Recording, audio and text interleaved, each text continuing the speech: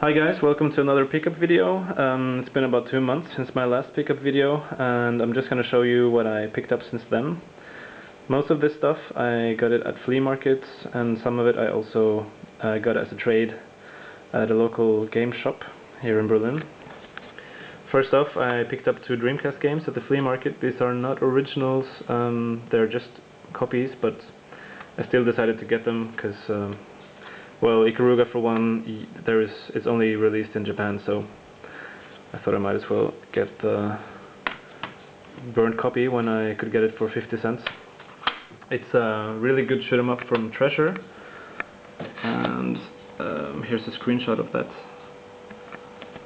And then we have Heavy Metal Geometrics, which is a 3D arena fighting game based on the Heavy Metal license, and Heavy Metal is a sci-fi and fantasy comic magazine.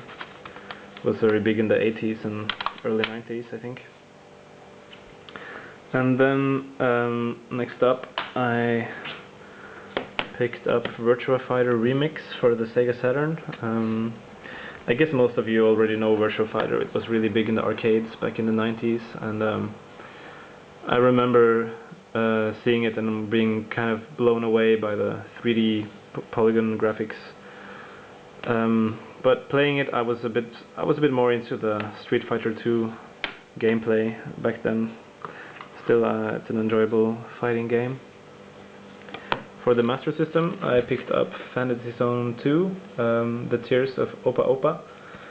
And Fantasy Zone is a really cute side-scrolling shoot 'em up, and I played the first one in the series as a kid at a friend's place, and I really enjoyed that. I really enjoy this type of colorful, cutesy graphics as well, so I'm looking forward to trying the second part in the series. Then I also picked up Game Gear Shinobi. I got this for €2 at the flea market today, actually. And unlike a lot of Game Gear games that were ports of Sega Master System games, the Game Gear Shinobi is a new game in the series, so it's definitely one of the Game Gear exclusives that are worth owning. I'm just gonna show you a screenshot of this as well. That's how it looks. I haven't tried it yet, but it's supposed to be a good Shinobi game. Also, I picked up Super Mario All-Stars for the Super Nintendo. I guess most of you already know this. It's remakes of the first 3 Mario games plus the Lost Levels. Yeah, redone in 16-bit graphics. Definitely a must-have for the Super Nintendo.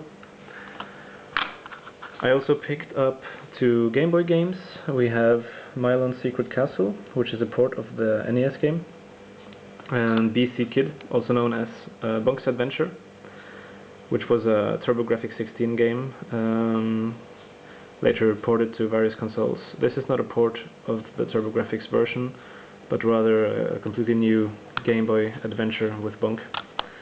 Definitely worth getting. I would recommend this one to people who are into 2D platformers. On the downside though, it's very easy, and I did finish it the first time I tried it, so that's a bit of a downside to that, but still I would recommend getting it. I did a trade at a local game shop.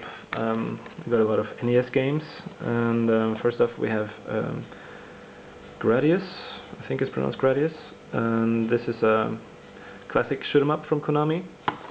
And I picked up Trojan from Capcom. This is a side-scrolling action game. And Swordmaster. This one I got from eBay actually. I think I paid around €8 for it, so it's a bit on the expensive side, but it's a really nice side-scrolling action game. Quite similar to Trojan actually.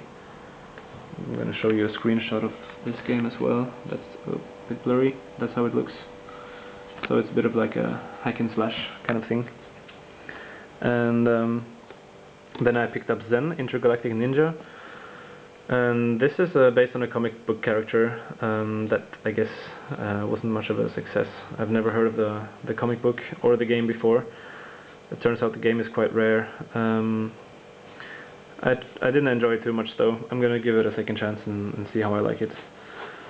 So I did a trade. I traded the Zen Intergalactic Ninja and Over Horizon, and what I gave them was Secret of Mana for the Super Nintendo. I had 2 copies of that. So, but this one I was quite happy that I picked this one up because it turns out it's actually a very rare game.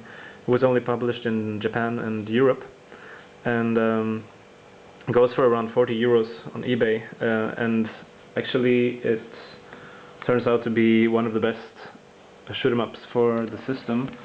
Just gonna show you a little screenshot of that as well. And yeah, I was playing it through the first couple of levels, and I really loved it. Great graphics and tight controls, really perfect and really impressive for the NES. So definitely pick that up if you can find it. Finally, for the NES, I picked up Rocking Cats, which is a 2D platformer from Atlas. Also quite a rare game. It goes for around 25 euros on eBay, and definitely worth picking up. I already finished the game and I loved it. So it's a really good 2D platformer, a lot of fun.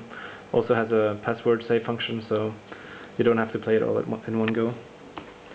Finally, I picked up 2 DS games.